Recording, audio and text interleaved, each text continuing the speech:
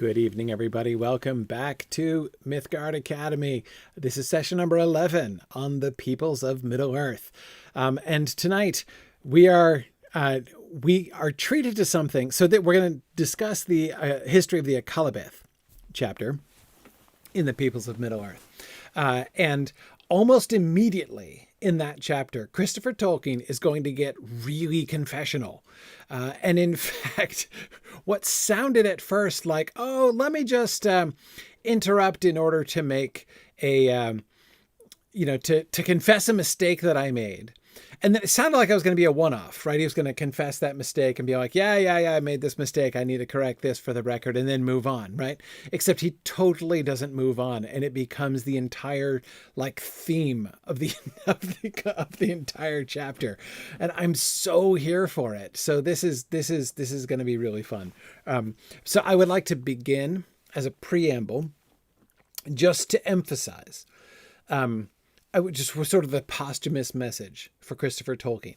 It's okay. It's okay. We understand. We understand, Christopher.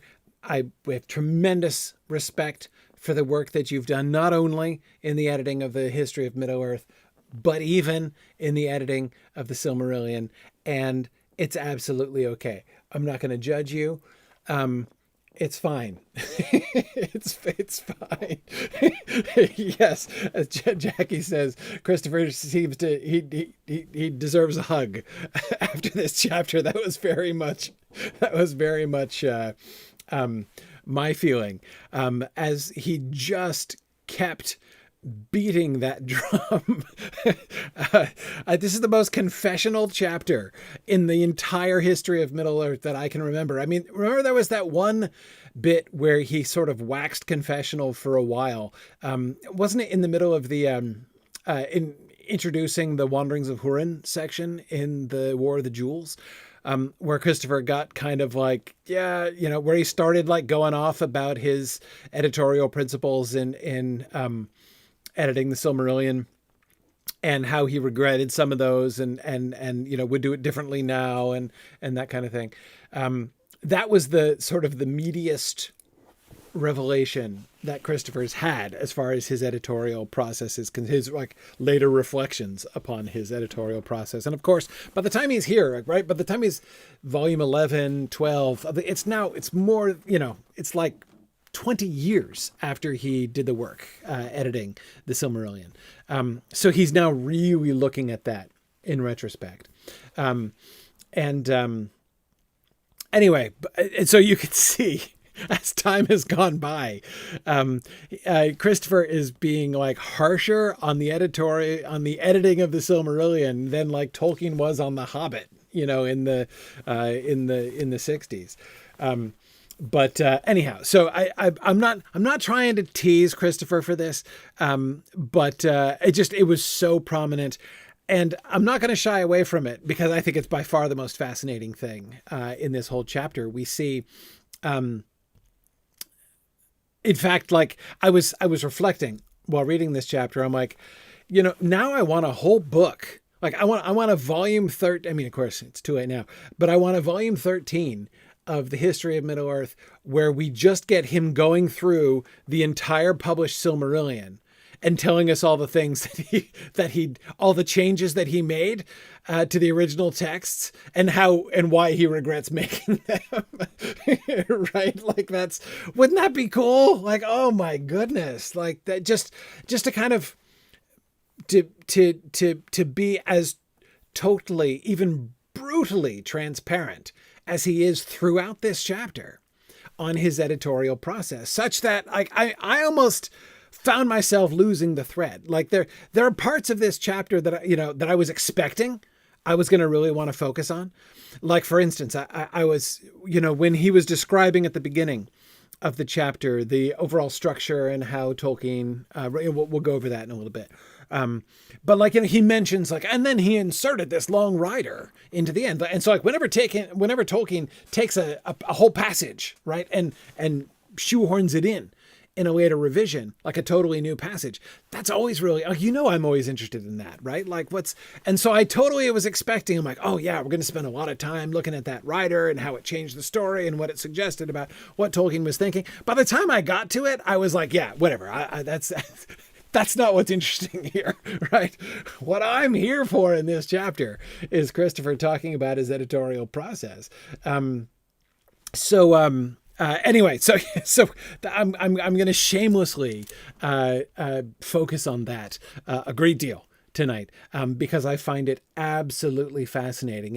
I think that we learn more about how the Silmarillion was edited. He talks about it in theory, but to see it on the ground, to have him illustrating as clearly as he does here the kinds of things that he did, this chapter is more revelatory of the Silmarillion editing process than anything else we've read in the history of Middle-earth so far, I think. So I'm going to be shamelessly focusing on that, not exclusively, but kind of predominantly in our discussions here tonight. All kinds of unexpected, marvels we're uncovering here as Christopher is taking up this task which he had pushed aside for so long, right? That is like discussing the history of the appendices, right? What a fascinating set of revelations this has been. But before we jump straight into the text, one general but important announcement tonight. This week, of course, is the first full week of the fall fundraising campaign for Signum University. It's, of course, the time of year when I am just delighted to thank all of the wonderful and generous people who make Signum University possible and have been making Signum University possible for the last 13 years. This is our 13th annual fall fundraising campaign. Many, many thanks. I know that many of you listening have been supporting Signum for a long time. And without your support, we certainly wouldn't be able to continue doing what we do. And what we do at Signum University, the purpose of Signum University is to share joy. We at Signum take great joy and delight in the things that we learn about and the things that we study in Tolkien and fantasy literature and languages and the history of languages and medieval stuff and all of the things that we love to study and love to teach at Signum University. These things bring us joy, and we have had the very great pleasure for now almost a decade and a half. We have had the very great pleasure of being empowered by the generosity of our listeners and of our students to create this place that provides opportunities for people to learn, whether it be in my broadcasts like this, which I'm able to give away for free, or whether it's in our graduate courses or our space modules or our tutorial sessions, our collaboratory content that's also up for sale at the store. All of these things that we do are the ways in which we are trying to share the joy that we have with others. And that has been what has been so rewarding. So rewarding for so many years. We try everything that we can to both keep all of our educational services, all these educational opportunities as affordable as we can possibly make them, while also staying alive. And the gap there has been filled by our generous donors for many years. And we have big plans moving forward, and I am excited to see how much more joy we can share with more people as we from here move on to expanding this community of folks who has been just so delighting to learn together. If you've never made a donation, I want you to consider this year being the year that perhaps you make a donation. All of our donations are tax deductible in America. I am, as I say, I'm hopeful that you will consider that. And join with us in this project of creating this space where people from all over the place can come. This is something that has become more and more important to me, something I've been focusing on. I mean, it's always been a thing that we've done, but to some extent, I almost took it for granted until recently, when it has become more and more clear what a great blessing it is to be able to create a place where everybody, no matter what your background, no matter what your political beliefs, can all come together and just share joy together. And maintaining Signum University as that kind of an open, welcoming, and joyful community where people can go for refuge. I've been reflecting a great deal about Tolkien's words about escape and recovery on fairy stories. And I think, again, and you know, I don't need to repeat his whole argument about escape. Many of you know that, I believe, as well as I do. And but the way that Tolkien defines escape, compared with mere escapism, is something that I think about a lot when I think about the kind of joy that we can take together in studying these things and learning together.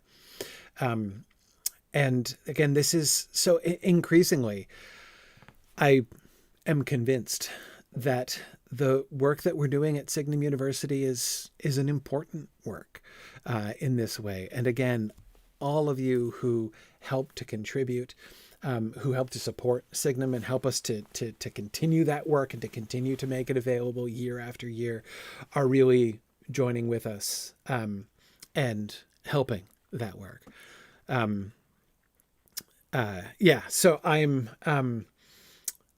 just, again, want to thank everybody who has donated. If you haven't had a chance to donate yet, or if you would like to donate again this year, you can go to signumuniversity.org/donate. I have the web address up above me here. signumuniversity.org/donate is the place where you can go to find the web form where you can make a one-time donation, or you can start a monthly donation, recurring donation.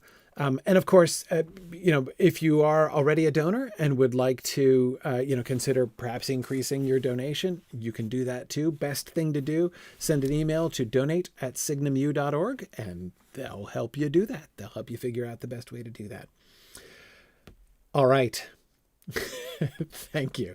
And JJ, I even would be willing to share joy with Glenn Yarborough himself. I suspect it's probably too late to do that, but JJ is teasing me about how about my intolerance for the Glenn Yarborough theme song of the Rankin Bass Hobbit, but it's fine. Okay, no, it's not fine. The theme is not fine, but I hold no grudge. Anyway.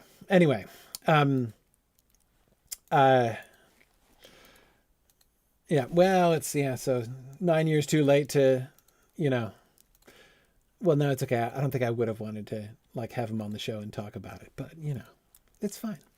Anyway, let's jump back into the text. But thanks again to everybody who donates. And by the way, since it is, since it's a session during the campaign, I want to do what I often do and do a giveaway. We'll give away a prize. Let's do it at the end of discussion, though. I want to jump into the text here now, but we'll do a giveaway at the end. I think what I want to do today for a giveaway, I want to do a Signum store giveaway. But we'll come back to that. That is, any of the digital,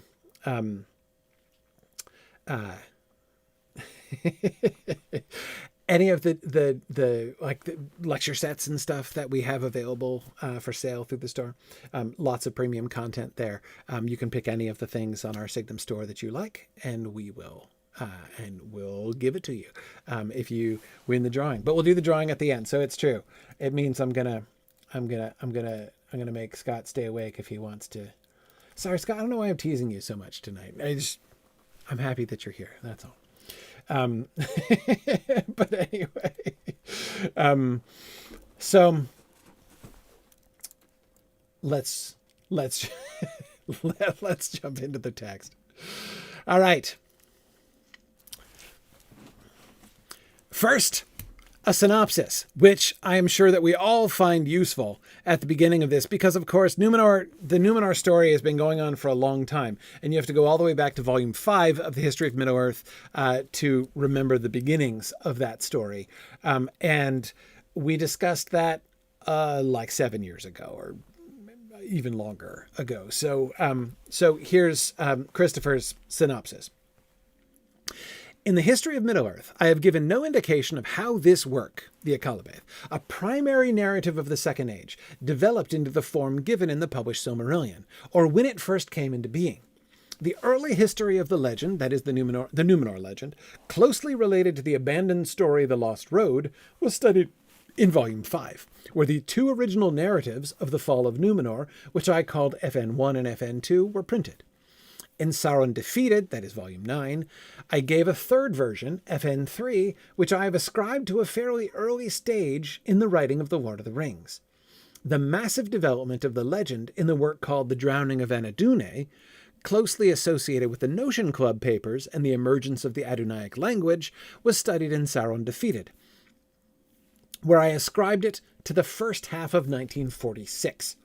This dating was subsequently confirmed by the observation of John Ratliff that W.H. Lewis recorded in his diary that my father read the work to the Inklings in August 1946. Can I just say a little aside, man, blessings upon people like Christopher Tolkien and John Ratliff who discover that sort of thing, right? Who study the diaries of Warnie Lewis and discover that he noted that Tolkien read The Drowning of Anadune to the Inklings in August of 1946, right? But that's pretty cool. Anyway, okay, so just a brief, I'll just kind of add to his synopsis here a little bit, because I want to remember what place he's recalling where he discussed these things in earlier volumes. Christopher's intention here seems to be to give us a guide to go back and refresh our memories if we would like to do that. We don't have time to read it again right now, so I'm just going to do a very brief synopsis of my own.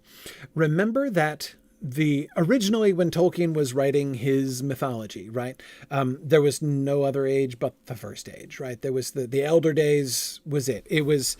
He is telling the story of the time before the fading of the elves, the time of the fading. So the contrast was not between the Elder Days and the Second Age and Third Age of Middle-earth. It was between the Elder Days and now, right? You may recall from the dim past, when we were reading Volume 1 of the History of Middle-earth back these 12 years ago now, that we were reading poems like Criterion Among the Trees, where he is writing a poem about modern England and the echoes and memories of the elves that still linger in some places in modern England. And occasionally you can kind of maybe hear their song on the wind or something like that, but they're gone. And it's the whole mythology is this attempt to capture, right? To recollect, in some sense, what the stories and the mythology of the Elder Days were. Again, elder to us. The addition, the innovation, the appearance of the fall of Numenor, that was like the sequel to what was not yet the Silmarillion, what was still at that point the Book of Lost Tales, which again was the end of what we now consider the end of the First Age, right? The War of Wrath and all that stuff. That was the end of the time of the elves. And then came the fading time, leading eventually at some point in the future to us now. With Numenor, he began to think of a second movement, right? It was a kind of sequel. And the hinge was always on the two things: the fall of Numenor, the Atlantis myth, right? Tolkien's desire to do the Atlantis myth, which seemed to be connected with what he called his Atlantis haunting, the recurring dream that he had of the wave which he associated with Atlantis. So he wanted to do the Atlantis myth, as he said in one of his notes. So the two chief elements were the fall of Numenor and the Last Alliance, right? That concept, the concept of the Last Alliance, that instead of just having the elves, the end of the age of the elves, the heroic age of the elves, come to its climactic ending in the War of Wrath and then fade away into nothing. Instead, he wanted this transition. That there be survivors of the elves, remnants of the elves, like the remnants now, but still before they faded. Like they're still remnants, but they're before they faded. And you had the last king of the elves and the great king of the men, and they got together to take down Sauron.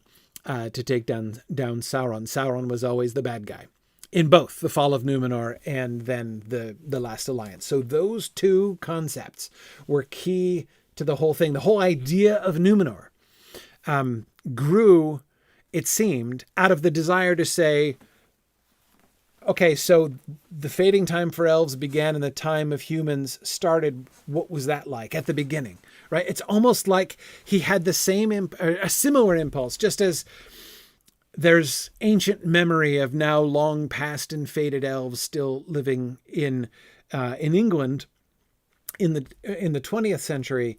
But he's now imagining, what would that first era of men have been like?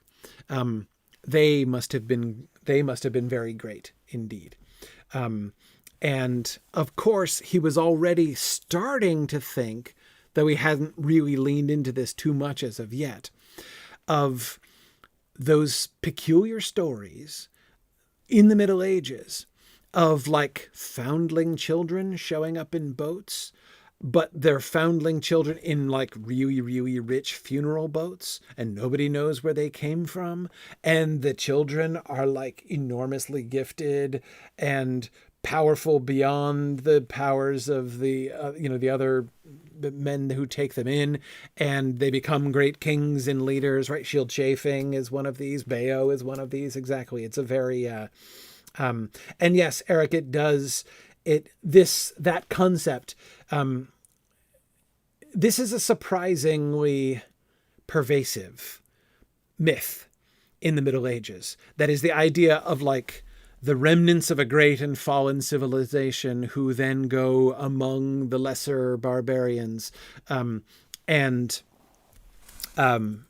for a time at least help them and form the foundation of a great society that rises and then falls again.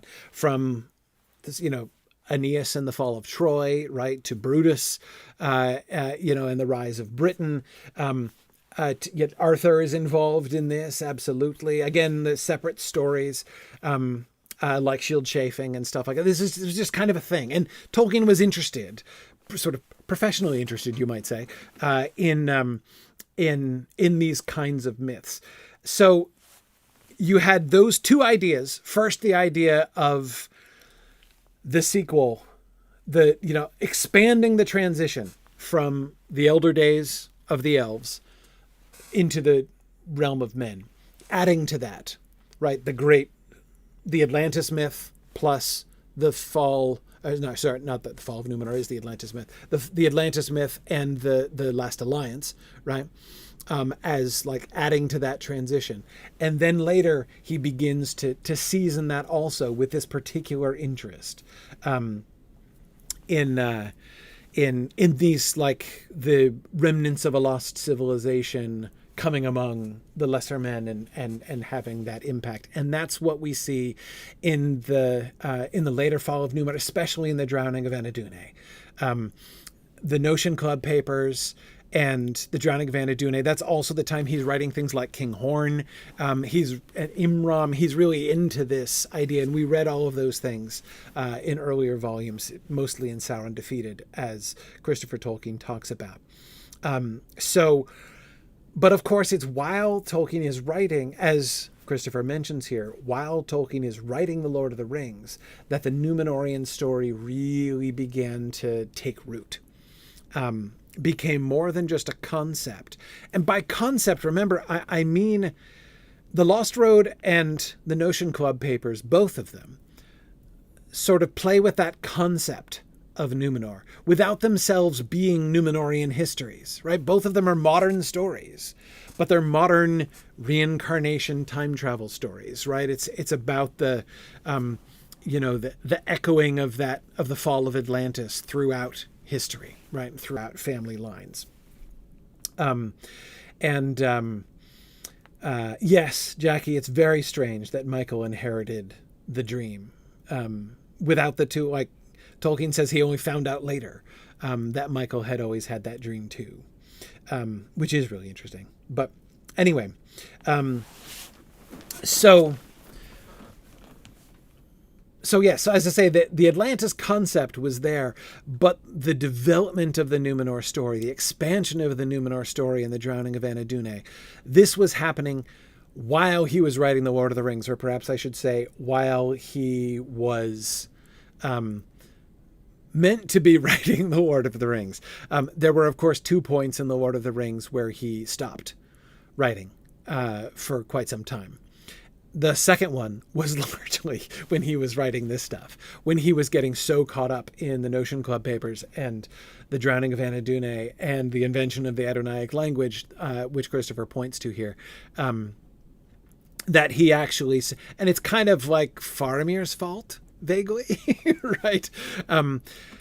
Just as we've seen, in years past when discussing The Return of the Shadow together, how, as the sequel to The Hobbit developed and became more serious, he came to that sudden moment where he just decided to do it, right? To bring the Legends of the First Age and his new story together into one thing. And anyway, so that's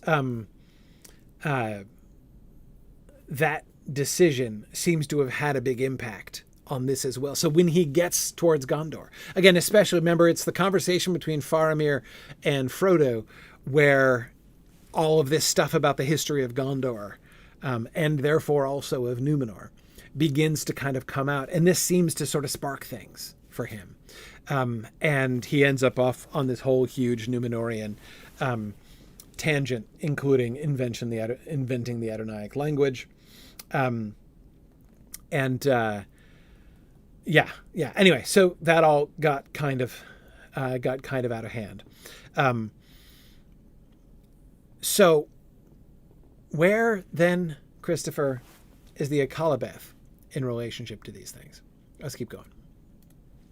I did, however, and here's the beginning of the confessional. I did, however, in Sauron Defeated, make an extraordinary misstatement on the subject of the Akalabeth, which must be repaired. When discussing my father's late note on the drowning of Anadune, in which he referred to it as he referred it to mannish tradition, I said, the handwriting and the use of a ballpoint pen suggest a relatively late date, and were there no other evidence, I would guess it to be sometime in the 1960s. But it is certain that what appears to have been the final phase of my father's work on Numenor, a description of Numenor, Aldarion, and Erendis, dates from the mid-1960s, and it may be that the Akalabeth derives from that period also. And now brace yourself. Christopher's about to completely unleash on himself here. This last remark is patent nonsense. The great extension of the line of the Númenórean kings, which entered in the course of the development of the Akalabeth, was present in Appendix A, and a mere glance through the texts of the work is sufficient to show, simply from their appearance, that they could not conceivably date from so late a time. How I came to write this I do not know, nor how it escaped all subsequent checking and revision. I perhaps meant to say that my father's note on the drowning of Anadune may have derived from the same period as Aldarion and Erendis. I love the way that he is, like, on the one hand, Christopher Tolkien is having the experience here, which I'm sure we've all had. I know I have had it, right? I mean, how many times have you gone back to something that you said or wrote years ago, right? And you look at it and you're just like, not only do I not agree with that, but I can't even imagine how I ever thought that. Like, what could I possibly have been, by what perverse chain of logic could I ever have convinced myself to say that? Like, I can't even, you know what I mean? James says sometimes it happens with something he wrote earlier this week. Yeah, I mean, man. So like I said, like, as someone who has had the experience, and look, I have literally thousands of hours of me talking over the course now of like 17 years. That's publicly available on the internet. So increasingly, I brace myself when I'm having a conversation with somebody who has cheerfully been listening to one of my ancient broadcasts a little while back and says, "Oh, I have a question about something that you said, you know, like 15 years ago." And I'm always like, "Oh man, let's hear it." Anyway, yeah. So again, I totally get that, you know, like that I must have like taken leave of my senses at the time. Sensation. But yeah, I would also suggest, this sounds to me like another kind of problem, which is, I think, I think that this is another issue. I think there's another issue at play here, which is, again, also very understandable. It is very easy when you are doing very detail-oriented research to sometimes miss something really big and glaringly obvious. Like, I can myself totally imagine making the kind of mistake that Christopher made here, right? What he's saying here is that, like, he's looking at these minute pieces of evidence, like the kind of pen his father was writing in at that time, right? And from these like minutial, you know, these minute details, he's trying to extract a conclusion. And in all of his focus on these tiny things, he totally forgets about like a big, huge, glaringly obvious thing. And that is so easy to do. Like, you'd be shocked how easy it is. I've done this so many times when like someone is asking me a question and I'm like trying to build this obscure case. I'm like recalling like 15 different quotations of Tolkien that could, like, if you take them and you look at the pattern, they can lead up to this thing. And then somebody will be like, "But didn't Tolkien say this?" And I'm like, oh yeah, he did kind of explicitly address this in a really simple place, didn't he? That I was completely overlooking because I was focused on like this one particular strand. And again, anyway, it's really easy to do that kind of thing. So, Christopher, like, man, we've been there. It's fine. Don't worry about it, man. You have repaired. I get Eric, you were talking about that that word, which must be repaired, which is like damage has been done. Like, this is not just like it needs to be clarified. No. This is not clarification, right? There's repair that needs to happen. Yeah, I broke it, Jackie, is almost what he's implying. Like, I broke it and I have to fix it. So it's fine. You fixed it. Don't worry about it, man. It's totally okay. This, of course, is the passage that I was saying before, kind of sets the confessional tone, and he never backs off from it the whole time. Okay, but let's look at the overview of the story so that we know what we're dealing with here. I find these synopses fantastically useful. I wanted to go over it with you to make sure that we're all tracking, because it's really interesting. Okay, the textual history is relatively brief and simple in itself. That is of the Akalabeth, of course. The earliest text, which I will call A, is a clear manuscript of 23 pages. A good deal of this text is extant also in pages that were rejected and written out again, but virtually nothing of any significance re-entered in the rewriting, and the two layers of this manuscript need not be given different letters, right? He's like, I was going to call those one thing. My father then corrected A fairly extensively in the earlier part, very little in the story of the downfall, and made a second text, a typescript, which I will call B. He followed the corrected manuscript with an uncharacteristic fidelity. As remember, normally when Tolkien has a manuscript and then he makes a typescript. He's like, while he's typing, he's making a bunch of changes, right? And so Christopher's saying he did that relative, like the text of the typescript B is unusually just faithful. He's just literally typed it without changing much, which was unusual. Okay, introducing only a very few changes as he typed. It cannot be demonstrated, but I think it virtually certain, that the series A corrected, B belong to the same time. And there is usually no need to distinguish the stages of this first phase, which can be conveniently referred to as AB. Okay.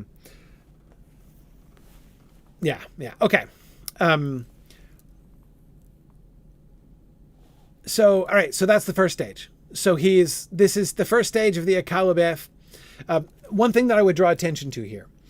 Note that, remember the history, remember where it came from. The original things about Numenor, right, were the downfall, the Atlantis myth, and the last alliance. That is to say, the end of the Numenor story, and its own transition into what the rest of the story of humanity that came afterwards, right? That was the original core of the Numenor story. So it should not be surprising that when he revises his initial manuscript of the Akalabeth, the changes that he primarily makes is in the earlier part. He says, right, he corrected A fairly extensively in the earlier part of the manuscript. Very little in the story of the downfall. The story of the downfall was already pretty clear in his head. He's going to do some tweaking, right? But that's not where he's making changes here. Because where is he now? It's the 1940s, the Lord of the Rings is written, he's thinking about appendices, right? And he's developing the Akalabeth at this time. What he wants to do is bridge the story of Numenor, which again, chiefly focuses on the downfall and the last alliance. He wants to root that more directly, to anchor it in both directions.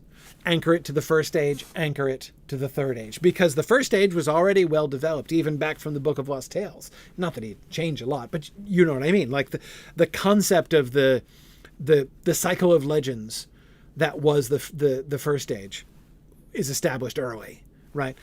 The Lord of the Rings has been written, so now the third age is pretty clear. And he's got this concept, right? The Numenorian concept, which got integrated into the Lord of the Rings. So it's not surprising that the primary work that he's doing is that anchoring, right? The anchoring of the Numenor story to the third age was already pretty well done in the Lord of the Rings itself, right? With all the talk about Elendil and the Last Alliance, right, in books 1 and 2, especially, and then through into the Gondor story with the help of his friend, the loquacious Faramir, developing how then the story of Numenor continued on and became the story of Gondor. So the Lord of the Rings itself does a lot of that backwards anchoring of the Numenor story on the near end to the third age. So the part that really needed developing, the part that was really hazy, was its anchoring to the tales of the first age. Because he kind of, jumped to the big heart of the story, right? Kind of in the earlier versions of it. Okay, let's keep going. After some considerable interval, as I judge, he returned to the typescript B and amended it. This left the greater part of the text untouched, but introduced a vast extension into Numenorian history, primarily by the insertion of a long rider in the manuscript, but also by transpositions of text, alteration of names, and the rewriting of certain passages. The third and final text, C, was an amanuensis typescript in top copy and carbon, taken from B when all alterations had been made to it. It seems to me very probable that this was made at the same time, maybe 1958, as the typescripts of the Annals of Aman, the Grey Annals, and the text LQ2 of the Quenta Silmarillion. That's the stuff that he was talking about in volume 10 and 11. To this typescript, my father made only a very few, and as it were, casual corrections. The alterations, including the long inserted rider made to be, constitute a second phase, and this is the final form of the Akalabeth, apart from the few corrections to C just mentioned.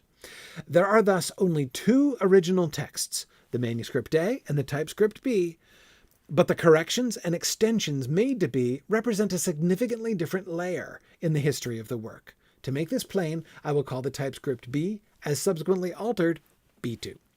Okay, so we do have him, it seems, coming back to, remember he said A modified in B, all seem to have happened pretty much at the same time, and that seems to be right during this appendix time, right?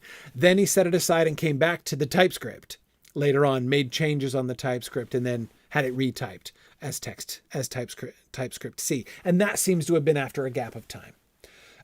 So presumably after, it seems, the publication of the appendices, when he went back and returned to, and was making up the typescripts of the Annals of Aman and the Grey Annals and stuff, when he was really digging into that Silmarillion work, it seemed to be part of that. Okay. All right. So now we have the story of the story fairly clear. But now things continue to get juicy. The Silmarillion text was, of course, that of B2, with the corrections made in C. But as I have said, a number of editorial changes were made. Now, by the way, whenever Christopher talks about editorial changes, especially when he does it in the passive voice like this, he's talking about himself, right? So when he says this was changed editorially, what he means, but he almost never says, is I changed this, right? So we just have to make sure that we're perfectly clear about that. He does not like, he will say something like, as I have said, or as I now think. He uses the first person twice in this paragraph, but he almost never just says, I changed this, I wrote this. He almost never does it. Right. Okay. But as I have said, a number of editorial changes were made for various reasons, but mostly in the quest, somewhat excessively pursued, as I now think, for coherence and consistency with other writings. Unless these changes were trivial, they are noticed in the account that follows. And I am so glad for that. Yeah, as I've said, I love looking at the patterns of Tolkien's changes. As I've said before many times, the way in which we can begin to see multiple points, right? To be able to make a line, right? When you can connect multiple points into a line, you can really begin to see the direction in which Tolkien's thoughts were changing over time. And that is so cool. It is such a beautiful window into his creative system that really nothing else gives us, into his sort of creative process and his creative, just his thinking over time. Here, the changes, these editorial changes that are made in the passive voice are going to give us a clear glimpse of that same kind of pattern, but showing us the trajectory of Christopher's thought and giving us some quite tantalizing hints as to what the Silmarillion as written by J.R.R. Tolkien was like and how that text is different from the Silmarillion that we all know and love. So much fun. Okay. The original title in the manuscript A was The Fall of Numenor, which was corrected to The Downfall of Numenor, and so remained. None of the texts bears the title Akallabeth, but my father referred to the work by that name. And the sentence that he implies but does not say is, therefore, I called it the Akallabeth. I gave it the title the Akallabeth in the published Silmarillion, despite the fact that my father never actually titled this work the Akallabeth on any of the drafts. As soon as I got to this paragraph, I was like, oh man, it is on in tonight's class. Yikes. So it's not, so now you can see Christopher's thinking, right? He said his father referred to this as the Akallabeth. Like he knew his dad habitually referred to this text as the Akallabeth. And so he's, not without any justification in changing the title of it to that. But it's an interesting choice. Because it does not seem at all obvious to me that the way in which Tolkien would refer to the thing, sort of like in private, or, to the other person on planet Earth who knew his Elvish languages best, and the way that Tolkien would choose to present it to, a reading audience are not necessarily the same. So because I suspect that despite the fact that Tolkien, and who knows, it does not seem to me at all odd that Tolkien himself would think of this in Sindarin, right? And call it, or not Sindarin, Akalabeth is Adunaic, right? That he would think of it in one of his languages, right? And use one of his invented words to allude to it. If for no other reason than that Akalabeth, though it's a long word, is still shorter than the fall of Numenor, right? Both in letters and syllables, it's shorter. It's a shorter way to refer to it. And it means like the downfall of Akalabeth, the downfall of Numenor. And yes, Akalabeth does show up in his letters in 1958. That's during that second phase, right? That Christopher is talking about. So again, it's not like Christopher just pulled this name out of the air, right? But I'm not sure that, anyway, it is an interesting move. What's interesting to me about it more than anything is why Christopher did it. It seems to me to go against most of his approaches where he was trying to, basically seemed to normally say in the Silmarillion, I'm going to go with the text that my father wrote unless I have good reason. And apparently he thought that his father's verbally referring to this, like in conversation or even Jackie in his letters, was that was a good enough reason for him to make the change and apply to this story a title that Tolkien didn't apply in any of his drafts. Personally, I mean, Akalabeth is a really cool title. Like, I love that title. I think it's a fun word. I think the way that it introduces, I think it's fun in that it gives a really cool sounding title. And then by the end of it, you understand that it means the downfall, the downfallen one. And it, anyway, it provides like a cool kind of reveal at the end. But I cannot extinguish the suspicion that that it goes against a lot of Tolkien's own impulses when it comes to this.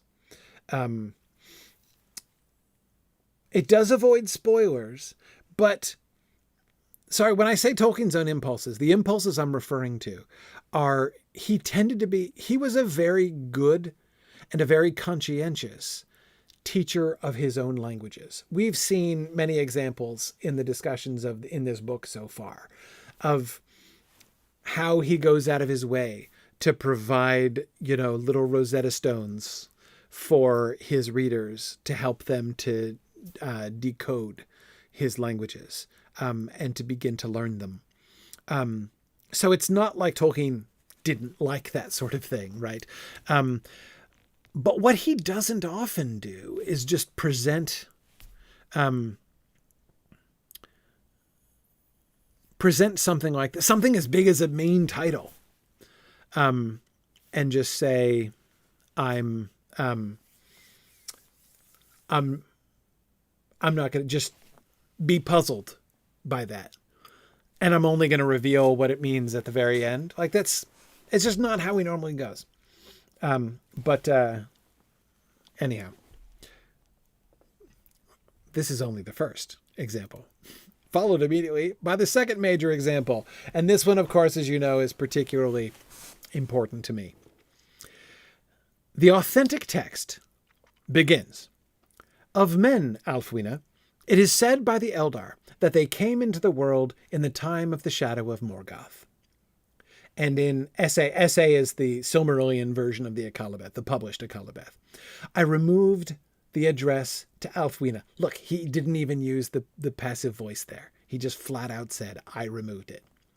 "The Akalabeth was conceived as a tale told by Pengalov the Wise, as it must be supposed, though he is not named, in Tolaresia, to Alfwine of England, as becomes again very explicit in the original at the end, and no change was made in this respect in the second phase B2, nor on the final amanuensis typescript C." Confession. Notice, like, again, this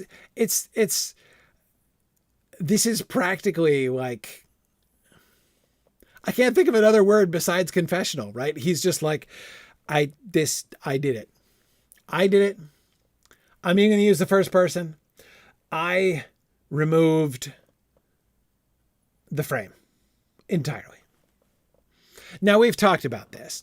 This came up, of course, in War of the Jewels, especially in that passage I alluded to earlier on about where Christopher waxed critical about his editorial approach and confessed that much of the Silmarillion was originally written with this kind of frame and that he systematically deframed it for the published text. And I get it. I do understand why he did that. The way that he explained it, the problem is that it's inconsistent. There are some places where Tolkien wrote it and other places where he didn't. So Christopher found himself with one of two choices. He either had to take out the frame everywhere, or he had to write a bunch of extra frame himself in order to make it all work within a frame. And, and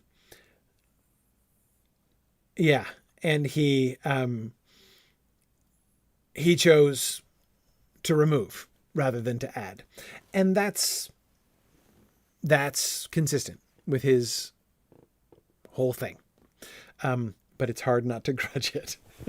Green Great Dragon is teasing me. Dr. Olson may have said years ago that Christopher wimped out. It's possible that I did say that. But I have no idea what I was thinking when I said that. I mean, I need to repair that, most likely. Yes, there will be several points. And yes, I agree, Scott. I have nothing but sympathy for Christopher having to live with his regret. Yes, absolutely. But I am also really grateful for this confessional chapter in which he admits all of these things. And not only tells us that there was a frame, but gives us some of the frame. If we think about the Akalabeth, written not by Elendil, but by Alfwine, as a direct account, a direct retelling of his conversation with Pengalov,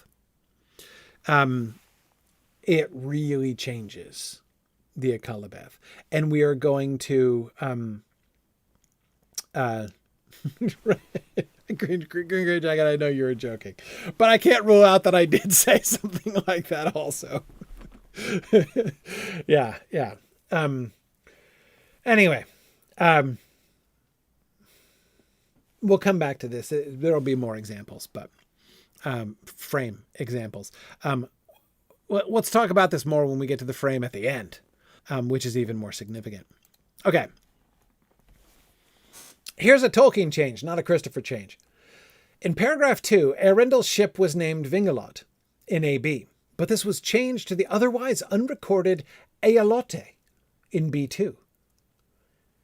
In the published version, I reverted to Vingalot.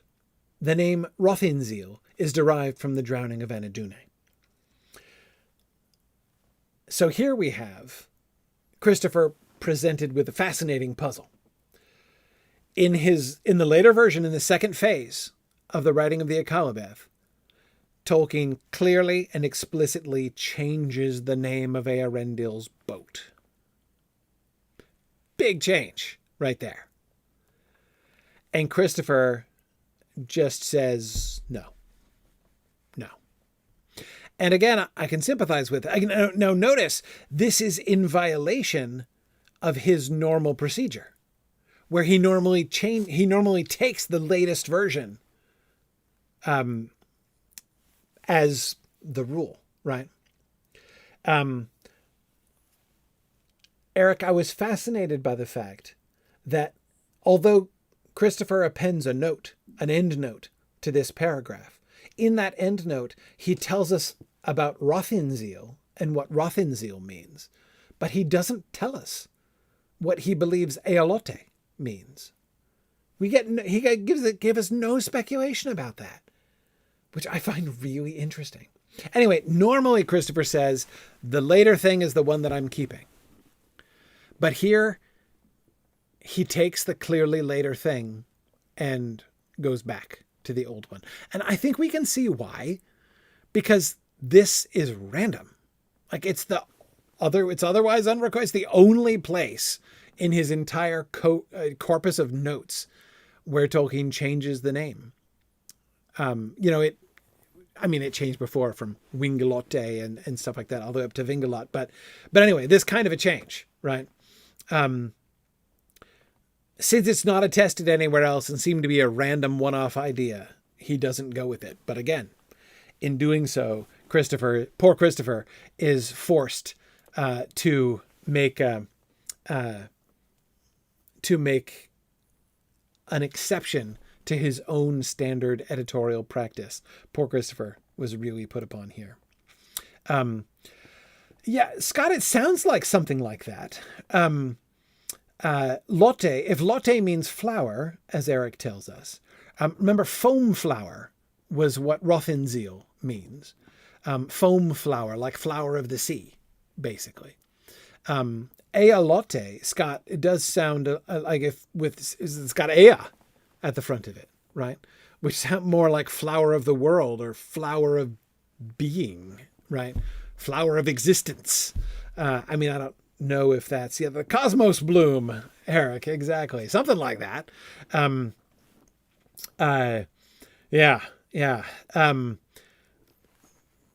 It's a fascinating change, but I can see why Christopher had concerns there, but it's certainly an interesting note. Okay. Here's it's a two-part thing. Only have a brief note on this, but I call these two passages together a cloud no larger than a man's hand on the horizon. Paragraph 5. Then the Edain set sail. The original opening of this paragraph, not subsequently changed, was, Then the Edain gathered all the ships, great and small, that they had built with the help of the elves, and those that were willing to depart took their wives and their children, and all such wealth as they possessed, and they set sail upon the deep waters, following the star. I cannot say now with certainty, Christopher adds, why this passage, derived from the drowning of Anadune, was omitted from the published text. So now he's like, I cut this, and I can't even remember why. Right? Okay. I'm not sure. So now he's going to guess about why he cut it. Possibly on account of a passage in the description of Numenor, not included in the extracts given in Unfinished Tales, in which the ships of the migration are described as elvish. So 2 quick notes, and then we'll read the rest of the passage there. So okay, 3 notes. First, okay, he says, I took that out. I don't know why I took that out, but here's my guess. Part 1 of my guess. Remember that one of his two major premises, like the two things, the two dominant editorial sort of premises upon which he proceeded in editing the Silmarillion was A, to take the text that his father wrote, the latest and fullest version of the text that his father wrote, and to use as much of his father's own prose as humanly possible in the story. That's one thing. The second thing, which of course is often in very great conflict or tension at the very least with the first thing, is consistency. To build a consistent story, which means that Christopher had to make a whole bunch of decisions where different versions of the stories were not consistent because they were from different times in which the conceptions were quite different from each other. So, and remember, it was this pursuit of consistency that he has already, what was the phrasing that he used? That wonderful parenthetic, somewhat excessively pursued. That's it. The quest for coherence and consistency, which he now thinks was somewhat excessively pursued in his earlier editorial practice. So this is the thing. So he believes, he's theorizing that the reason he cut that paragraph is that he wanted to be consistent. He wanted it to be consistent. Now, ironically, what his theory is that he was being consistent with is that I cut this in order to make the Akalabeth consistent with a passage, an obscure passage from the description of Numenor that he would not actually publish until like 5 years after the publication of the Silmarillion. And worse, a passage that he ended up cutting from the description of Numenor in Unfinished Tales, so it never got published at all. Right? So again, you can just hear this. Can't you hear this sound of like Christopher like gently beating his own head against the table here as he's trying to explain why he made this decision? Okay. Anyway, here's where so remember the first passage here from the Drowning of Anadune describes them getting in putting themselves, their wives, their children, and all of their possessions into all the boats that they had, right, which the elves helped them to make, and then heading out to follow the star. In the description of Numenor, however, he wrote this later on in the late 50s. No, sorry, in the mid-60s. The legends of the foundation of Numenor often speak as if all the Edain that accepted the gift set sail at one time and in one fleet. But this is only due to the brevity of the narrative. In more detailed histories, it is related, as might be deduced from the events and the numbers concerned, that after the first expedition, led by Elros, many other ships, alone or in small fleets, came west bearing others of the Edain, either those who were at first reluctant to dare the great sea, but could not endure to be parted from those who had gone, or some who were far scattered and could not be assembled to go with the first sailing. Since the boats that were used were of elvish model, fleet but small, and each steered by one of the Eldar deputed by Círdan, it would have taken a great navy to transport all the people and goods that were eventually brought from Middle-earth to Numenor. The legends make no guess at the numbers, and the histories say little. The fleet of Elros is said to have contained many ships, according to some 150 vessels, to others 200 or 300, and to have brought thousands of the men, women, and children of the Edain, probably between 5,000 or at the most 10,000. But the whole process of migration appears, in fact, to have occupied at least 50 years, possibly longer, and finally ended only when Círdan, no doubt instructed by the Valar, would provide no more ships or guides. Right? Círdan just finally cuts them off, right? And he's like, no, that's it. That's it. We're done with the taxi service to Numenor, right? Okay. So this is the story as he goes on to write it in the description of Numenor that he wrote in the 60s. Now, Christopher says he didn't publish this in Unfinished Tales. But to retentive memories, this passage may yet, despite that, sound familiar to you, because we have in fact heard it before. We've heard it in The Nature of Middle-earth very recently, right? In what was that, 2022, when that came out? Remember when he said Aldarion and Arendis and the description of Numenor were written mid-60s. In other words, this version here is part of that time when Tolkien was being drawn away by the siren song of world building and was doing, you may or may not remember, the number one thing by far that we got all of the math and the numerical tables and everything else being done about was the generations of the elves, right? As Tolkien was trying to figure out how you get from the awakening of the elves at Cuiviénen to the Great Migration and the populations that you needed to handle and the time frames and all that stuff, right? As he was trying to work all that stuff out. But you may also remember we got the majority of the math and numerical tables and charts and things that we got were related to that thing in the nature of Middle-earth. However, you may remember that there was a section, a chapter of the nature of Middle-earth where we got Tolkien's similarly detailed practical speculations about the boats, Elros's boats, and how they got to Númenor and how many ships exactly they had. And so not only did Karl Hofstadter give us these paragraphs, but we also got Tolkien's actual calculations where he was debating 150, 300, how many boats do you think it was, right? This stuff,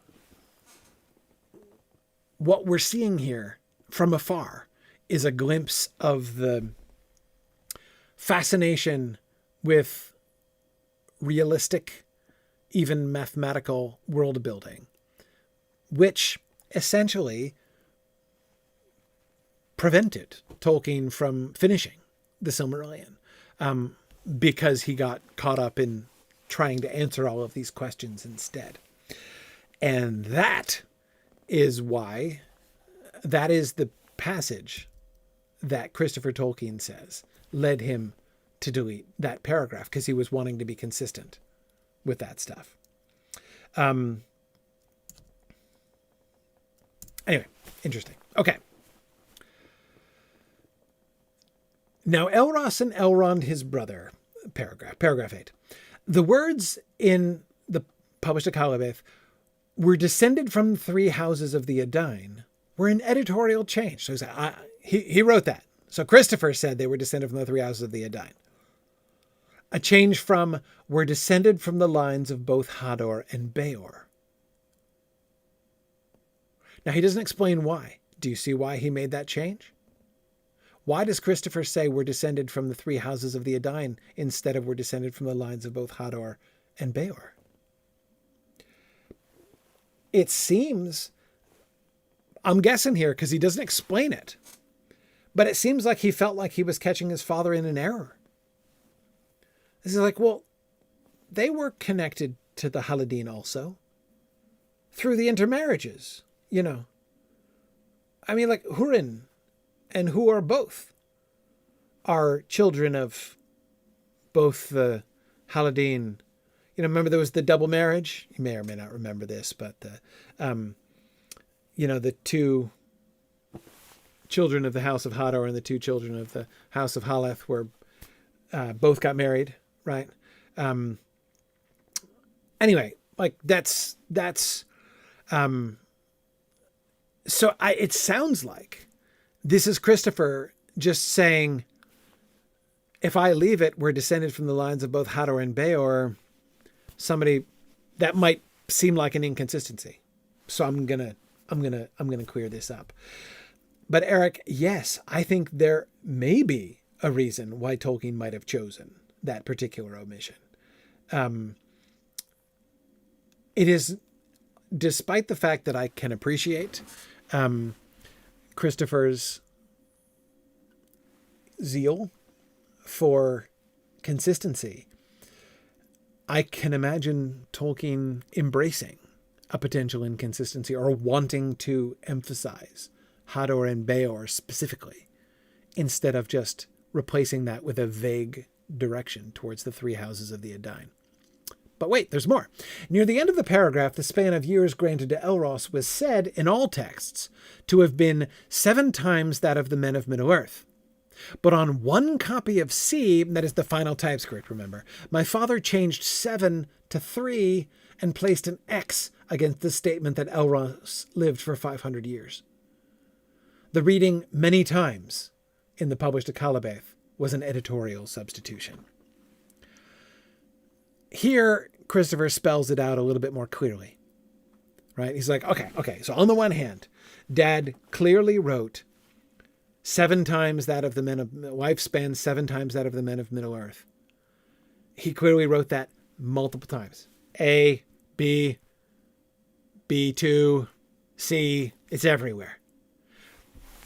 But then afterwards, he went back and changed it.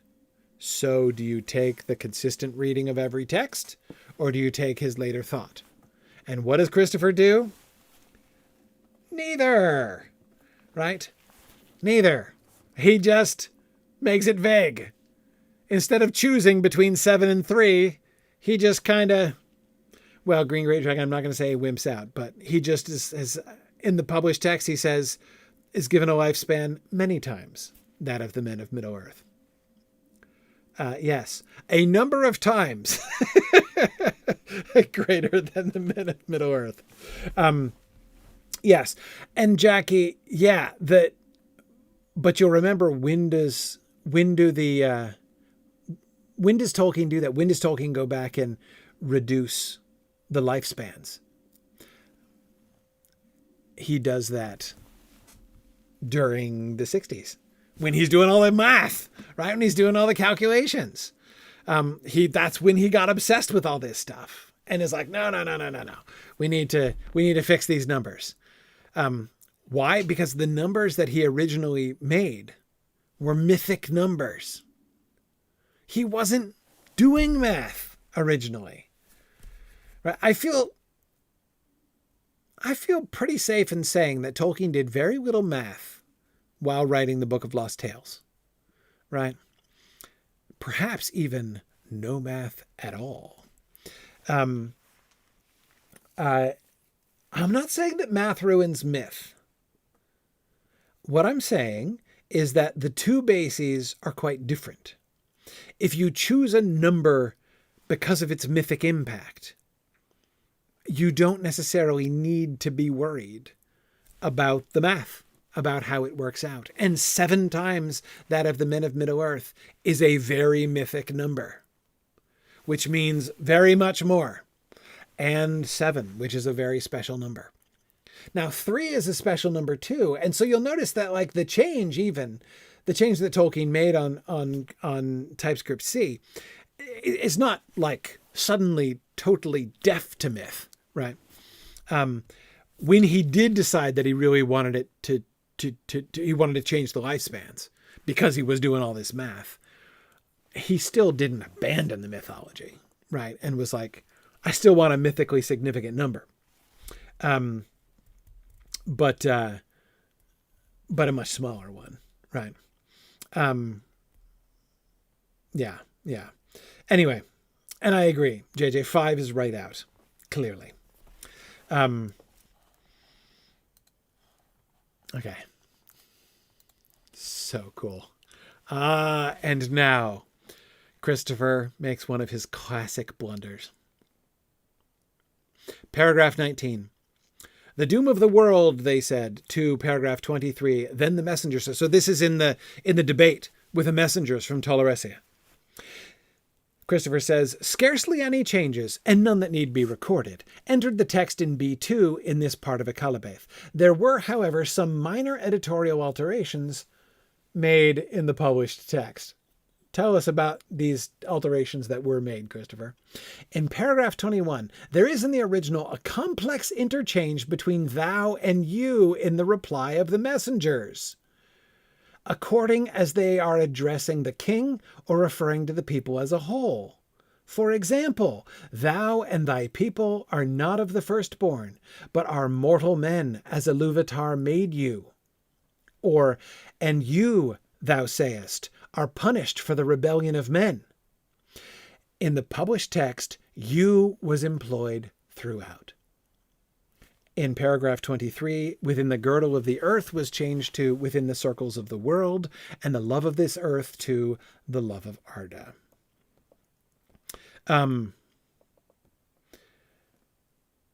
Yeah, Eric, I don't know what it is.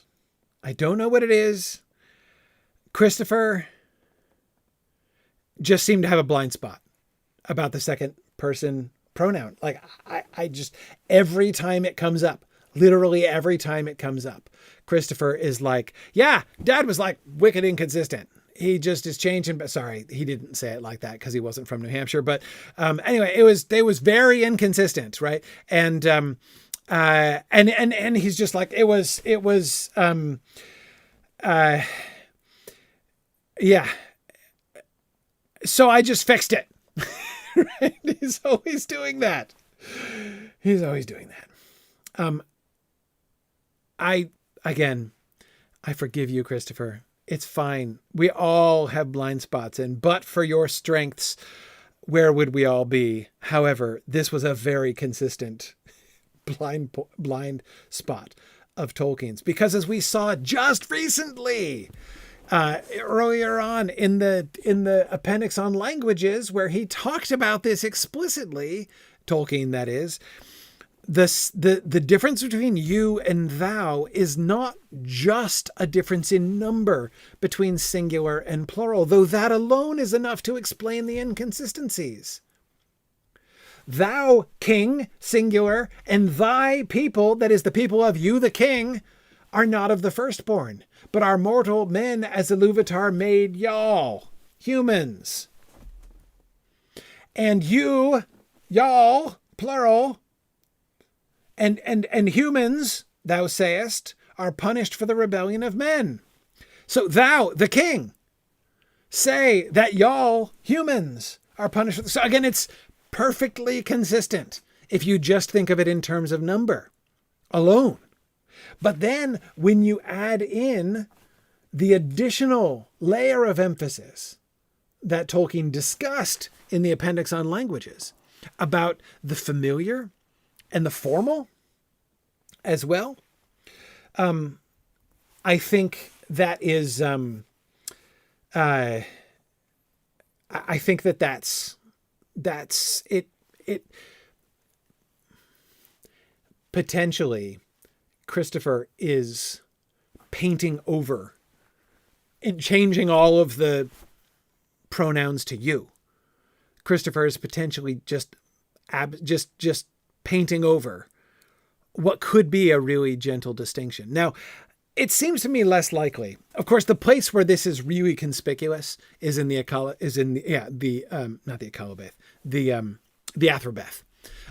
between Finrod and Andreth. That's where you get really, really important emphasis, not just on the singular and plural. I'm talking to you, Andreth, versus I'm talking about you, humans. But also, I am addressing you, Andreth, formally as a wise woman of respect, and my intellectual equal. And sometimes I'm talking to you as the friend that I care about and the beloved of my brother. There you can see in the second person pronouns in that story, there's like a whole story within a story in the second person pronouns there, which again, bless him, Christopher was totally deaf to by his own confession. Like he said in this commentary that he didn't understand why his father was so inconsistent in the usage. Now, I'm less suspicious. I have less fear that Christopher has painted over that kind of picture here. I doubt that the messengers from Tolaresia are like leaning in and speaking very tenderly to the king here. So probably it's just a person thing, like, a number thing, plural versus singular. But Jackie, that's the frustrating thing, is that not only does the Athrobeth not serve as a key for him, he missed it there. He didn't see it. Like he says in his notes. He's like, I have no idea why my dad was so inconsistent. It just doesn't make sense to me. I don't know why, but we're all like deaf to some things. Like Goodness knows, I'm sure that there are many things, in Tolkien's work that I am like oblivious and clueless about, and that people in the next generation will be like, why did he always miss this? It's so obvious. But that's Christopher with the second person pronoun. Like there it is. Yeah. Oh, Eric, that is fascinating. It does not surprise me, but that's fascinating. Eric says that at the Last Supper in the New Testament, in the Greek, Jesus switches between the singular and plural forms of you in the Greek a lot. And most Bibles don't represent this. Eric, are you thinking specifically of like John 15 through 17, like the upper room discourse in John? I can imagine Jesus flipping back and forth between singular and plural all over the place there, because sometimes he's talking to them, sometimes he's talking in general about. Yeah, I can see that. And yes, modern English is just not very well equipped to handle that kind of distinction, because we just, like Christopher did in the published text, use you for everything. Yeah,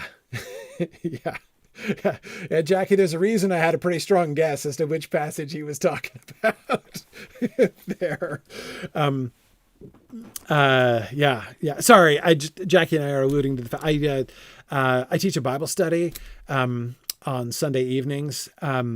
It's a very me style Bible study where we've been reading the first epistle of John, which is 100 verses long, and we're 3 years into it, I think, and we're like 2/3 of the way through. But so we do a full sentence a week usually. Usually, Scott. But anyway, sometimes we'll spend the whole time on one word. Anyway, it's been so I've been doing a lot of thinking about Greek. I've been learning a lot of Greek in that study. It's been fun. Anyway, sorry. So yes, this is I should, since I've mentioned it, Students of the Word is the name. If you're interested in that, there's a whole separate YouTube channel and podcast feed for it. If you're interested in that, there are like 94 sessions on the first 70 odd verses of 1 John. Anyway. Okay. We make exploring the Lord of the Rings look like a blistering pace. That final note, by the way, on this slide, that Christopher changed within the girdles of the earth to within the circles of the world. Hang on. Sorry. I just noticed that. I got to text somebody real quick or I'm going to forget this. I was having a discussion with Chad Bornholt and Jeff LaSala. Jeff LaSala is writing a book in the Signum Collaboratory. He's rewriting his Silmarillion primer, which is a wonderful book on the Silmarillion. And he was writing this thing on the circles of the world, trying to understand because Tolkien is not consistent about how he uses the circles of the word, the circles of the world, that phrase. And this was one of the ones that he was using. And he didn't, but I'm going to forget. Hang on a second. I'm just going to text Chad right now. Remind me to tell you about the girdle of the earth. Okay, there we go.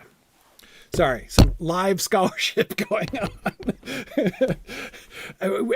We got to do a big discussion about this, doing analysis of what is kind of the history of the concept of the circles of the world and how Tolkien's ideas on that changed and are represented in different places. But the fact that this is not, in fact, an example of this is Tolkien did not, in fact, write the circles of the world there. That's actually kind of important because this passage was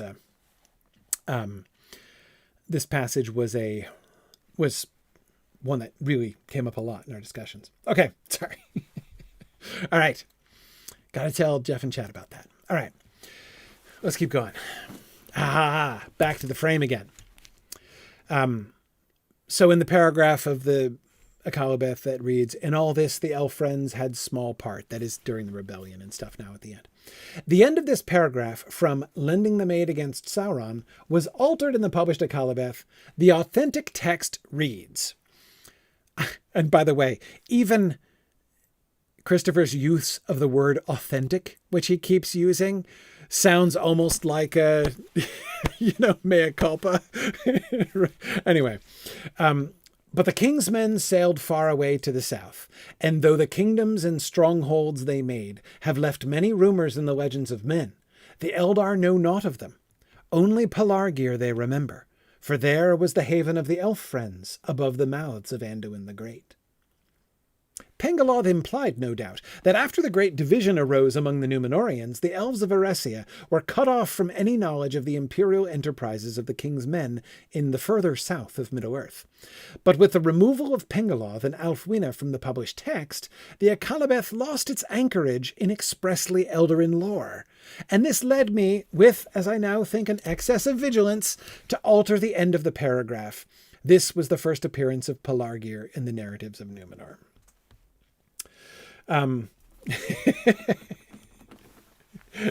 No, it doesn't mean there is a canon. It's just Christopher's self-deprecatory way of, like, basically, just like when he says, this was an editorial change from, he means I changed this or I wrote this. So too, when he says the authentic text reads, he's also kind of saying, without saying, the text in the published Silmarillion is inauthentic. It's not original. I made it up, and I kind of regret it. It was an excess of vigilance.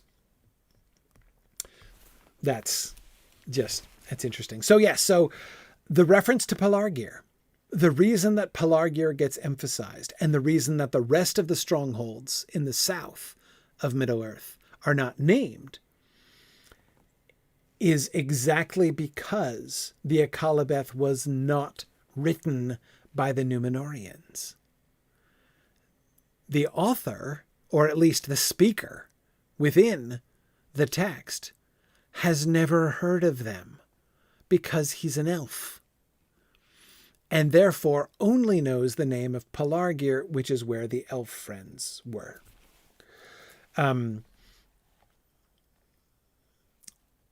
This is where, as we see, this is the cost, right? Counting the cost of the framelessness of that choice to remove the frame. In some places like this, it makes the reference to Pelargir kind of hard to explain.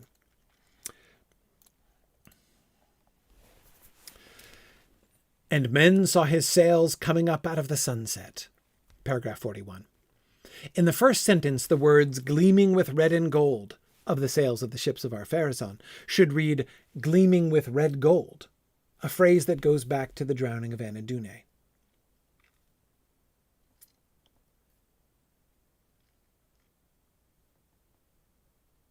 I don't even know what to make of that. Is he saying that was just an error? I think he is. Though notice he's not even using the passive voice. He just says, this sentence should read this. I think that's just a correction.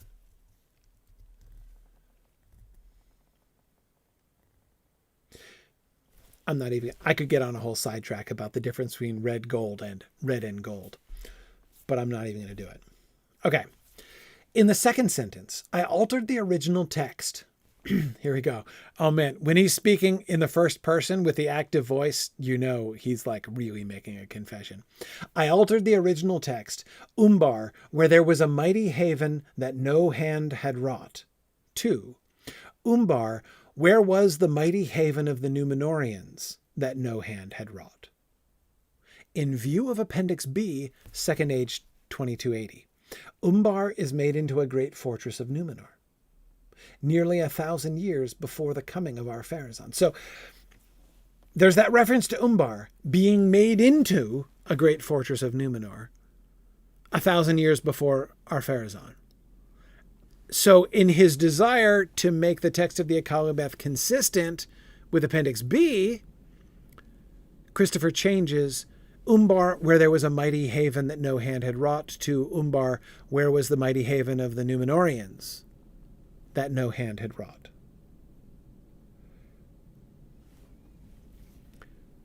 Okay, we'll keep going and I'll come back to that. For the same reason, I changed the original text in the following sentence from "Empty and silent under the sickle moon was the land when the king of the sea set foot upon the shore," to "Empty and silent were all the lands about when the king of the sea marched upon Middle-earth." It is probable that when my father wrote this, he did not yet suppose that Umbar was a Numenorian fortress and harbor at the time of Ar-Pharazôn's landing. Okay, so let's read those two again. "Empty and silent under the sickle moon was the land when the king of the sea set foot upon the shore." This, of course, is the invasion, right? This is the Ar-Pharazôn's invasion force in which he's going to capture Sauron. He's going to so overawe the armies of Sauron that they will all flee and Sauron will be captured, right?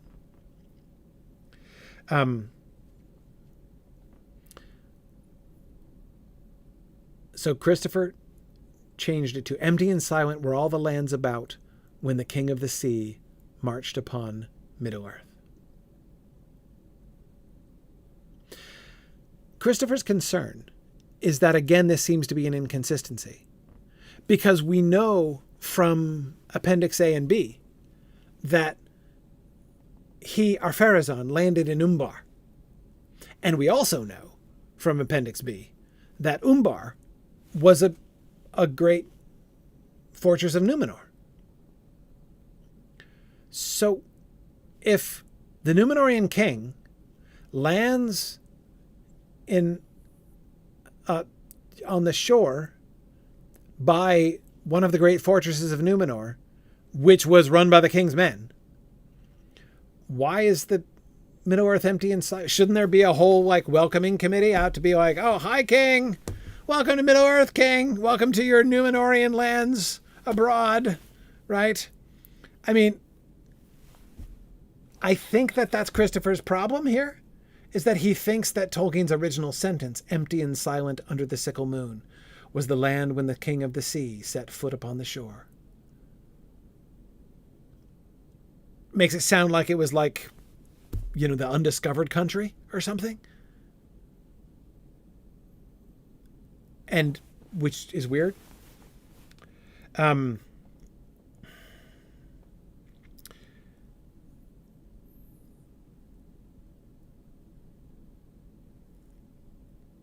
The specific changes that Christopher makes, however, in order to fix this is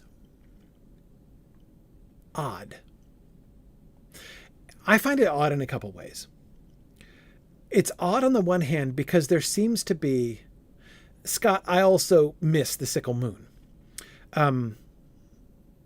Why... If it's going to be empty and silent, and Christopher's version agrees that it's still empty and silent, why can't it be empty and silent under the sickle moon? What's wrong with the moon? What does that have to do with Umbar being a Numenorian province? So one thing is that he's kind of stripped that piece of poetry, that poetic image, for no obvious benefit.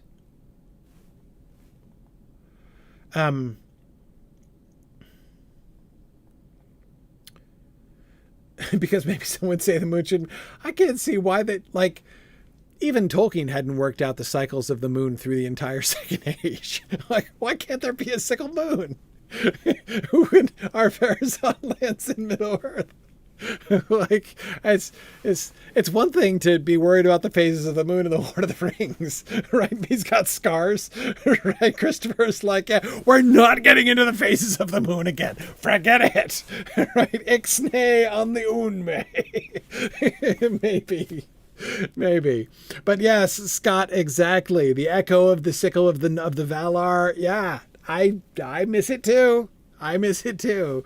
I think that yeah. But anyway, here we go. So that's one thing. But what else? The change did he make? So we got the King of the Sea, and then he changed set foot upon the shore to marched upon Middle Earth. Okay. Once again, removing the visual and poetic image of him setting foot upon the shore to the kind of vague and military marched upon Middle Earth. I think that what Christopher's going for here is to say, he's trying to, Tolkien's sentence could give the impression that Ar-Pharazôn is stepping onto, unsettled land, right? The wild frontier. As if he's the first to set foot upon that shore. And that's why it's empty and silent. And so I think that that's the reading that Christopher's trying to guard against. And so instead he makes it about the military marching. When the King of the Sea marched upon Middle-earth, i.e. him and his whole armies, then what happened in Middle-earth? Well, yeah, then it got empty and silent in a hurry, my friend, I can tell you. Because everyone was so terrified of the army of Ar-Pharazôn, the King of the Sea. And that it's not that doesn't make sense. That makes sense. But yes, Eric is thinking of the moment when King Arthur steps foot in Germany in Tolkien's Fall of Arthur poem, and the land is empty and silent because everybody was hiding in fear from Arthur. Yeah, I do think that that's what he is going for. But you'll notice again, what has Christopher done?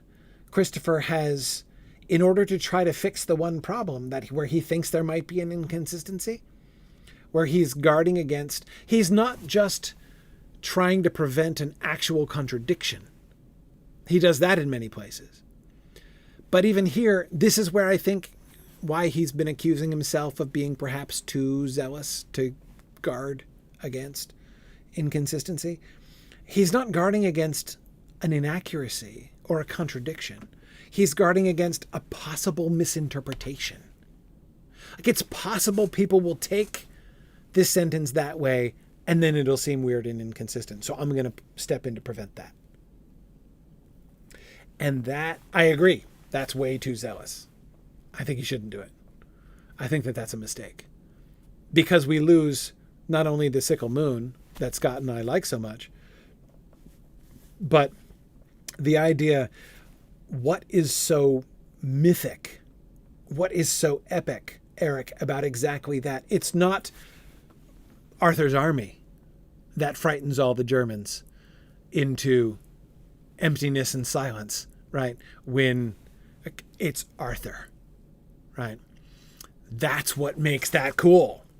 And Tolkien is doing the same thing here. It's the King of the Sea setting foot upon the shore, and everything is silent and empty when Ar-Pharazôn, he's giving Ar-Pharazôn this huge hero moment. This is the top of the line for Ar-Pharazôn. It's never going to get better for Ar-Pharazôn than this, right? It's not just, he marched in with a big old army. He, the King of the Sea, set his foot there and everyone was terrified. But notice there's one other thing that Christopher changed. Empty and silent under the sickle moon was the land. Singular, no S. And Christopher says empty and silent were all the lands. Was the land? Were all the lands. That is, once again, like the marched upon Middle-earth makes the movement, takes it out of the mythic realm and makes it a statement of military action. All the lands makes it a political statement. Empty and silent were all the lands. All the different kingdoms were empty and silent. This is a political and military response to Ar-Pharazôn's military action. And in many ways, that does make the empty and silent thing make more sense logically. But it strips both halves of legendary heroic action, Scott, as you say. Yeah, exactly. It becomes a sentence about geopolitics, rather than a mythic sentence of the heroic stature of Ar-Pharazôn in that moment. He took away Ar-Pharazôn's big hero moment. This is the big hero moment. Ar-Pharazôn's never going to get more impressive than this. And poor Ar-Pharazôn. Okay, it's your heart to bleed too much for Ar-Pharazôn, right? But nevertheless,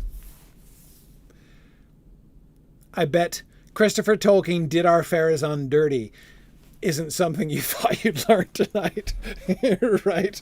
But there we go.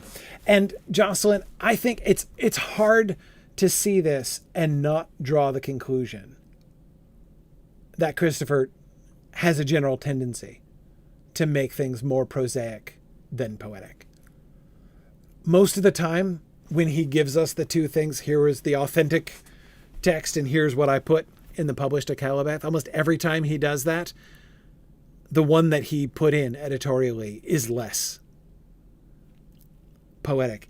And I think that the reason for that is, I do not at all mean to imply that Christopher just has like a tin ear and no heart for poetry. Not at all. I think what we're seeing there is a reflection of his motivations. Again, what was Christopher trying to do? Christopher was trying to prevent a misinterpretation that would lead to a possible stumbling block or appearance of an inconsistency. He's trying to rationalize things. He's trying to smooth things over rationally, right? And you do that with prose. You don't do that with poetry. If you're trying to control interpretation, if you're trying to limit misunderstanding, you don't use poetry or poetic techniques, right? Poetry would be contraindicated if you're trying to make it clearer and less ambiguous to interpretation, right? So he's almost always, and again, this is almost always what he's trying to do, to squeeze in facts that are consistent with later stories. Like, remember the sentence that he wrote? We talked about this ages ago.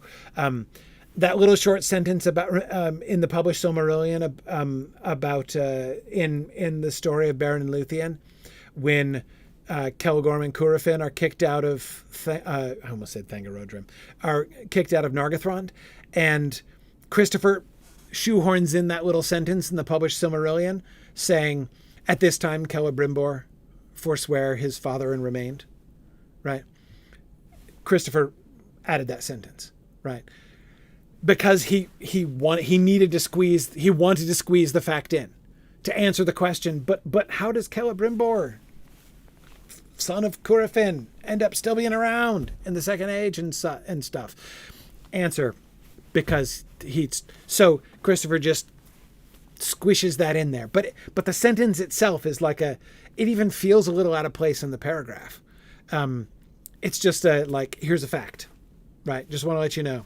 Celebrimbor accounted for. Now, back to the story already in progress. Like this, it's very short. It's a very short interruption, but it's a kind of an interruption, right? Again, because his motivation is not to, continue the heroic and poetic flow, but to clarify facts. And that, I think, is why he keeps castigating himself for being too enthusiastic about guarding against misinterpretation and contradiction. Back very briefly, we're late now, but I said we'd return to it. I don't have to come back to this slide next week. Let's go back to the two Umbar sentences at the top of this paragraph. I altered the original text, Umbar, where there was a mighty haven that no hand had wrought, to Umbar, where was the mighty haven of the Númenóreans that no hand had wrought. This is interesting because on the one hand, here we do not see him do so.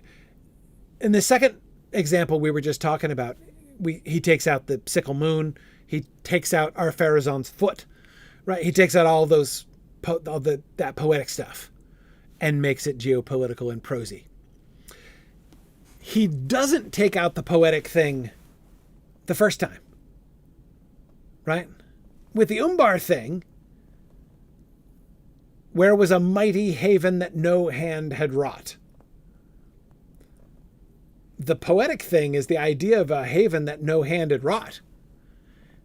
I mean, it sounds almost like a paradox, almost like a riddle. Eric, you mentioned before, and I assume that he is implying that Umbar was a natural harbor, right? That they didn't have to dig. It's like a natural port. Yeah, I assume that that's what he means when he says a haven that no hand had wrought. But there's a kind of, it makes it sound like some kind of miracle, like some kind of paradox. A mighty haven that no hand had wrought. It has some kind of echo of the Enta Yaweork, right? The work of giants, like those references in remember the description of Helm's Deep, right? Where the ancient men had with the hands of giants raised up. It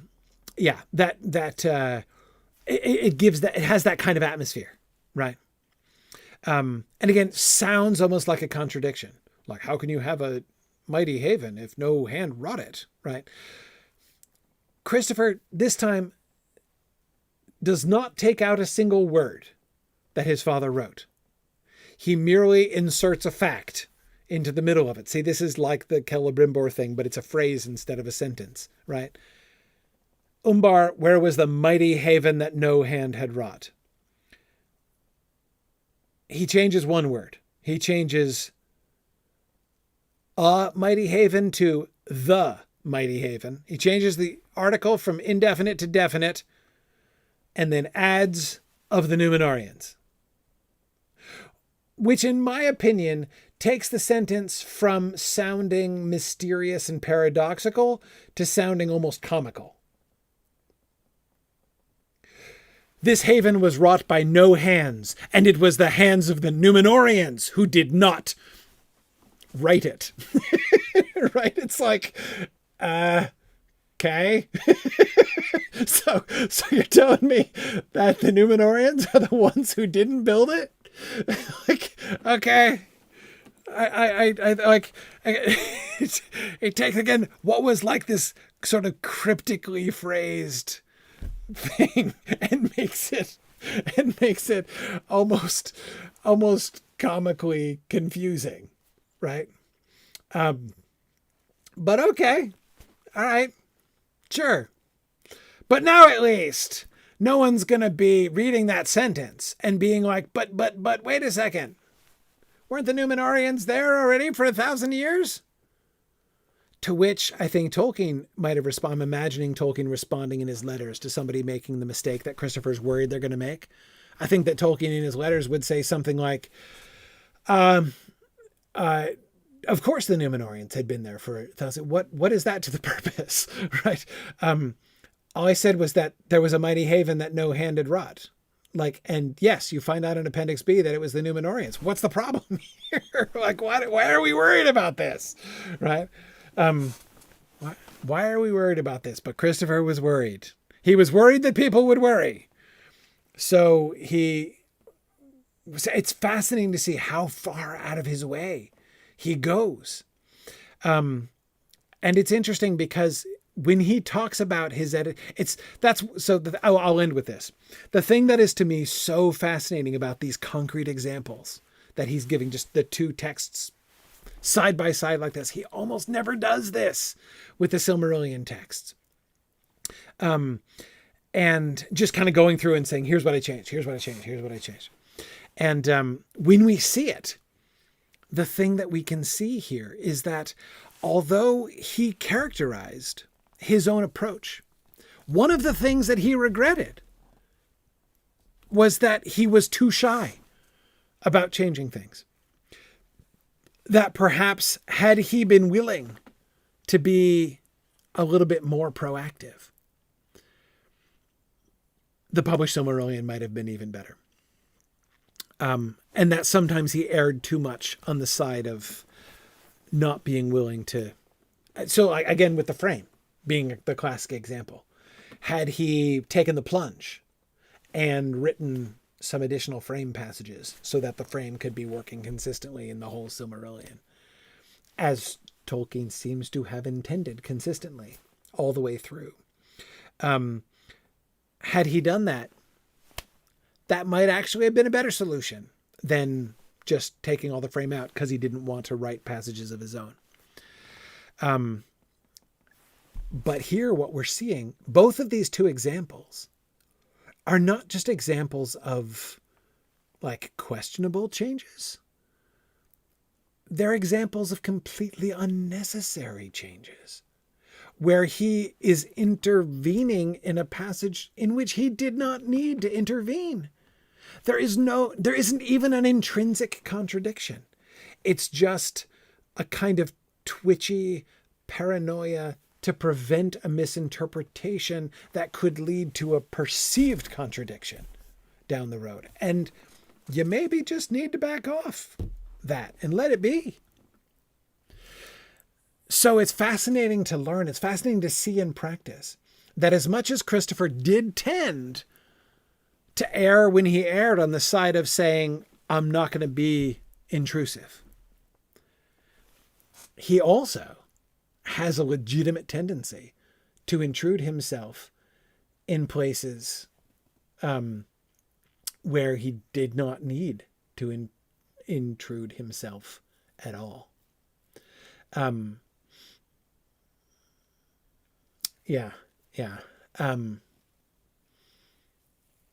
Anyway, so interesting. Okay, there's a little bit more. Next time, let us go ahead and read the Tale of Years of the Second Age. I doubt we're going to get through that whole chapter. There's still some bits of the Akalabeth. It's way too juicy. Like, I'm going to, with respect, understanding, and even affection, I'm not going to turn away the opportunity that Christopher has provided us to look at his editorial approach here, as long as he's in this self-castigating frame of mind. I kind of want to take advantage of it. And hugs and forgiveness. Absolutely. Absolutely. It's so good, Christopher. Christopher, posthumously, the published Silmarillion is brilliant. I love the published Silmarillion. You did a great job with the published Silmarillion. Thank you for that very, very much. But it's really fascinating to see these changes, these decision patterns that you made. And next week we will continue. We'll finish that up, and then we will look at the tale of the first part of the Tale of Years. Christopher splits that up into 2 chapters on the Tale of Years. So we'll look at the Second Age stuff, being in a Numenorian frame of mind now anyway, for next time. Okay, before we go, I want to do a drawing. So I'm going to do the drawing here tonight from folks who not only are with me on Discord, but have made it all the way through. Hang on, I've got a count here.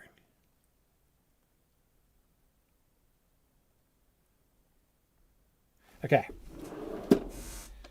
I have the perfect die. Okay.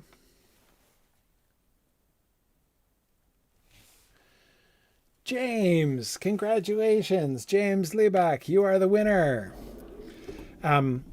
What you should do, James. So this is in, let me show you real quick. Hang on, that's something else entirely. That's the Lotro Wiki, which is not what I'm talking about here. Okay. So when you find yourself on the Signum University website, and you go to our content place down here to the Signum store, and this is all the stuff. There's like tons of, there's dozens of hours of space lectures, like this was just released last week. The class that Sarah Brown is leading, that James Tauber and I are giving guest lectures for, on the poetic corpus of J.R.R. Tolkien. This is the volume 2 set. There's the volume 1 set also. The class that John Garth taught on the worlds of J.R.R. Tolkien. That's from our graduate program. Patrick Lyons beginning Quenya. That's a set of space lectures. awesome Amy Sturgis lectures from back in the day, the Potter Saga. This was in the second semester ever of Signum University. And her science fiction class is so good. One of Sarah Brown's graduate classes.